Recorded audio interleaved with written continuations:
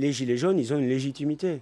La légitimité à manifester. Je sais que le gouvernement, aujourd'hui, essaye de restreindre cette liberté de manifestation, notamment avec la loi anti-casseurs. Vous êtes contre la loi anti-casseurs? Oui, on est contre... Vous voterez contre demain. Enfin, les députés du Rassemblement national voteront contre demain? Oui, on est contre les casseurs, contre la racaille, contre les pillards qui ont parasité ce mouvement des Gilets jaunes. Ne pas voter la loi? Mais ce texte, en réalité, il ne change rien.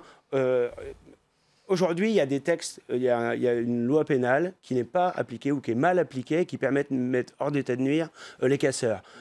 Mais le texte du gouvernement, ça va donner un pouvoir considérable à l'autorité administrative, c'est-à-dire au préfet, pour préventivement interdire des manifestations ou interdire des groupes, sans qu'ils soient clairement définis, de manifester. On voit que c'est attentatoire aux libertés publiques. C'est toujours pareil, on a le prétexte sécuritaire qui sert à restreindre les libertés publiques et les libertés individuelles. Donc nous, on n'accepte pas ça, et puis on voit bien que c'est une loi qui est faite il y a des garanties, des recours pourront être faits. Oui, mais a posteriori. Devant le juge. C'est-à-dire qu'on va interdire les manifestations et ensuite vous pourrez faire valoir vos droits et avec une décision de justice qui interviendra des mois et des mois après. C'est pas l'idée que mais les moi commerçants, je me fais de la il y a des petites et recours qui moyennes peuvent être faits avant. entreprises, les gens qui souffrent de ces mouvements-là, qui sont aussi vos électeurs Attendez, pour le Rassemblement national. Les Gilets jaunes, pour l'immense majorité d'entre eux, sont parfaitement pacifiques. Le problème, c'est que vous avez vu la on baisse a vu les moyens de la police le et de reportage la dans le journal justice. tout à l'heure, la baisse de chiffre d'affaires Bien sûr, pour la plupart des commerces. Les moyens de police et de justice, et ça c'est la responsabilité des politiques, du gouvernement, de M. Castaner, ont été totalement mobilisés contre les Gilets jaunes pour étouffer ce mouvement, pour le diaboliser,